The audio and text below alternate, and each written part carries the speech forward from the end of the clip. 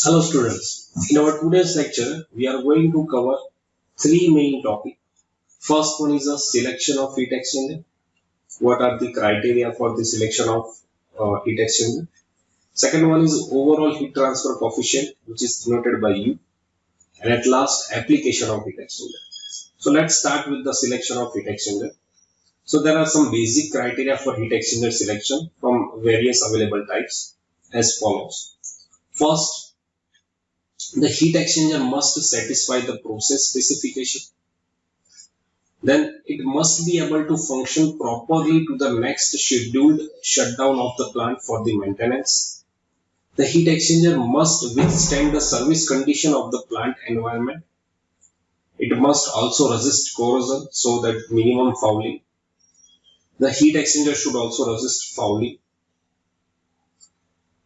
Heat exchanger must be maintainable, which usually implies choosing a configuration that permits cleaning and the replacement of any component that may be specially vulnerable to the corrosion, erosion or vibration.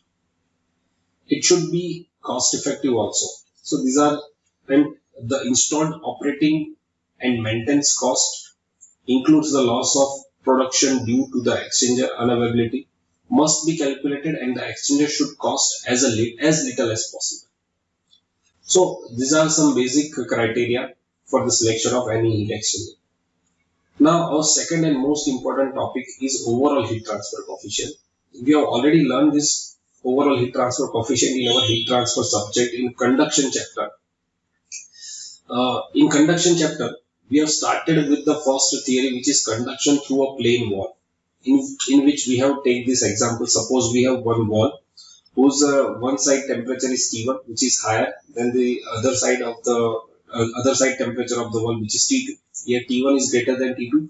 So due to the temperature difference, we know that the heat will flow from the higher temperature to the lower temperature. So that from T1 to T2. The thickness of the wall is suppose capital L. The surrounding temperature, or we can say that the fluid temperature at this side, at the T1 side, suppose the temperature of the fluid is THF. Temperature at the hot side. Temperature of the fluid at the cold side, suppose taken as the TCF. Clear? Now, we know that whenever the heat will flow from the hot fluid to the hot surface of the wall, from this T1 to T2, and from this T2 to the cold fluid. So this is the flow of the heat from THF to the TCF. In this flow, there must be a resistance, because here the heat is exchanged between the fluid and the solid bound fluid. So there would be a convection heat transfer. From T1 to T2, there should be a conduction, and from T2 to TCF, again there is a solid boundary in the fluid, so there is a convection. So here first convection resistance, then conduction resistance, then again convection resistance. We know convection resistance, which is 1 upon HA, here 1 upon HF into A, convective heat transfer coefficient at the hot fluid. Then conduction resistance for the plane wall is L by Ka. L thickness of that wall, K conductivity of this wall material, and A is a cross sectional area of this wall from which heat is going to be flown. Again, after reaching at T2, there would be again convection between T2 to TCF. So again convection resistance, which is 1 upon HCF into A. So from THF to TCF, there would be 3 resistance: convection, conduction, and again convection. Now, we know that whenever there is a convection, the heat transfer rate can be easily calculated by using equation HA delta T. So at this side, Q is equal to HHF into A delta T temperature difference, so that THF minus T1. Now there is a conduction between T1 and T2, so we can easily calculate heat transfer rate by conduction by using K dt by dx. So K into A, T1 minus T2, temperature difference is T1 minus T2, divided by thickness, which is L, so capital L. Again there is a convection heat transfer between T2 to TCF, so Q is equal to HCF A T2 minus TCF. Now, from this equation, we can write that THF minus T1 is equal to Q upon HHF into A. From this equation, T1 minus T2 is equal to Q into L divided by K, and from this equation T2 minus TCF is equal to Q divided by KCF into L. Now if we add this equation plus this equation plus this equation, so this T1 and T1 will cancel out, this minus T2 and this plus T2 will cancel out, so we have THF minus TCF. So THF minus TCF is equal to, from this side, the Q, capital Q will be common, so in bracket 1 upon HHF into A plus L by K plus 1 upon HCF into A. Clear? Now from this equation we can write Q is equal to, the area capital A will be common from all these three steps. So A into THF minus TCF divided by 1 upon HHF plus L by K plus 1 upon HCF. So this is our equation of Q. Now we know that whenever there is a conduction as well as convection, we have to use overall heat transfer coefficient, which is denoted by capital U. So we know that Q is equal to UA delta T. U overall heat transfer coefficient, A area, and THF minus TCF total from THF from where heat is started to flow, and TCF up to which heat is transferred. So THF minus TCF. This is the total temperature difference between. In between there is a three resistors: convection, conduction, and convection. So this is overall heat transfer coefficient. Also Q is equal to this equation. So from comparing these two terms, the capital A will be cancelled out, THF minus TCF will be cancelled out. So we get U, overall heat transfer coefficient, U is equal to 1 upon HHF plus L by K plus 1 upon HCF. So this is overall heat transfer coefficient for the plane wall, because here we have capital A, which is the surface area for the convection, as well as for the conduction, whatever the cross sectional area is the same as the surface area for the convection. So for the conduction, the value of capital A will remain same, as well as for the convection, the value of surface area will remain same.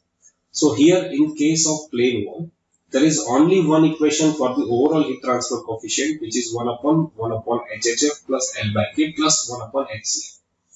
But this is in the case of plane wall.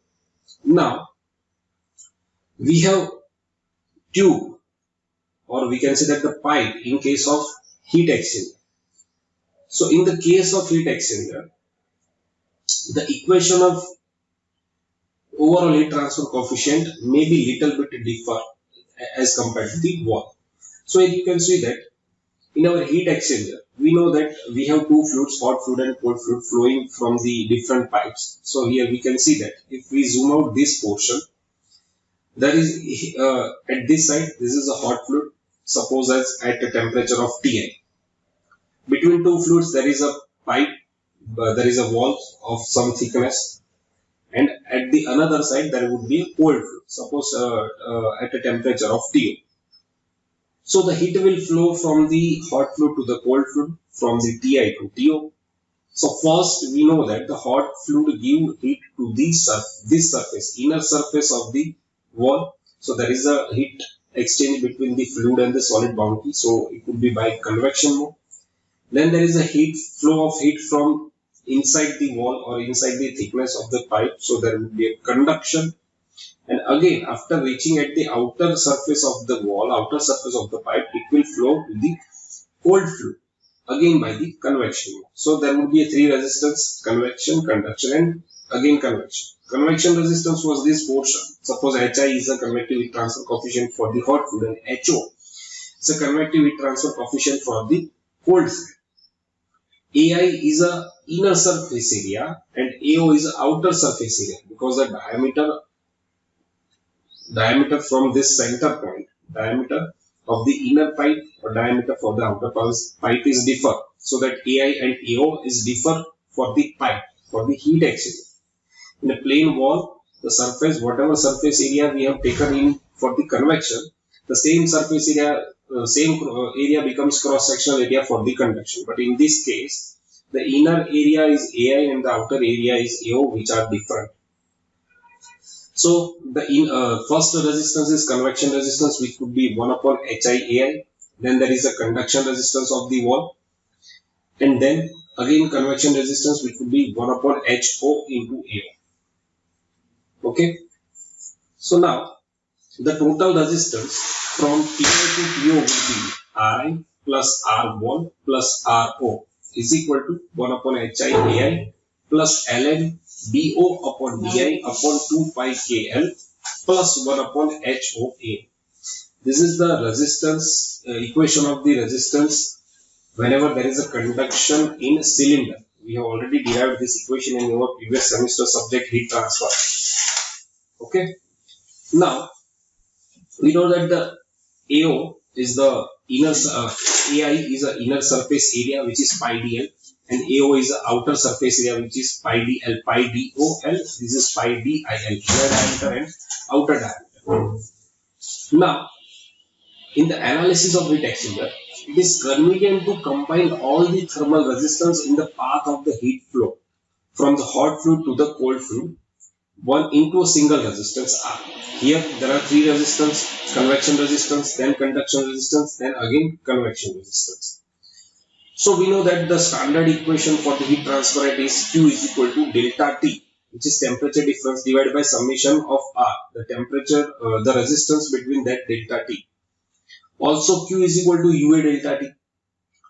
But here there is a two value of U. U based on internal area, overall heat transfer coefficient based on internal diameter, and overall heat transfer coefficient based on outer diameter, so that the outer area. So UIAI delta T is equal to UOAO delta T. Done. So from this equation, delta T, from this all delta T will cancel out. So what we have, 1 upon UAS, this is equal to 1 upon UIAI is equal to 1 upon UOAO is equal to R, which implies that 1 upon HIAI plus R wall, this is the conduction resistance of the for the cylinder, plus 1 upon HOAO. Clear? Now from this equation you can say that UIAI is equal to UOAO, but it does not mean that UI is equal to U. Overall heat transfer coefficient based on internal diameter is not equal to overall heat transfer coefficient based on outer diameter, unless AI is equal to AO. In the case where the thickness of the wall or thickness of the pipe is very small, or we can say that the negligible, at that time you can take AI nearly equal to AO, so that UI is nearly equal to UO. Done. Therefore, overall heat transfer coefficient U of heat exchanger is meaningless unless the area on which it is based is specified. So in the case of heat exchanger, always it should be specified that overall heat transfer coefficient is based on internal diameter or outer diameter. Unless whenever wall thickness of the tube is small and the thermal conductivity of the tube material is high, which is usually in all the case, the thermal resistance of tube is negligible. So R wall, in this equation, this R wall becomes 0, and the inner and outer surface of the tube are almost identical. So at that time you can take AI is nearly equal to AO is nearly equal to AS. Okay? So at that time the equation would be 1 upon U is equal to 1 upon HI plus 1 upon HO, because AI and AO becomes same and R wall is equal to 0. So this is the concept of overall heat transfer coefficient for the heat exchanger. Now let's solve one numerical based on overall heat transfer coefficient for better understanding.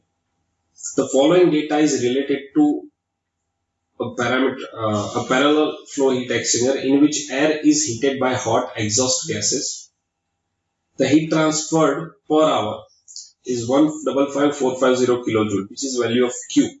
So here Q is equal to 155,450 kilojoule per hour. Inside heat transfer coefficient, so that HI, this is the value of HI, 120 watt per meter square degree Celsius. So HI is 120 watt per meter square degree Celsius. Outside heat transfer coefficient, so it is HO, it is equal to 195 watt per meter square degree Celsius.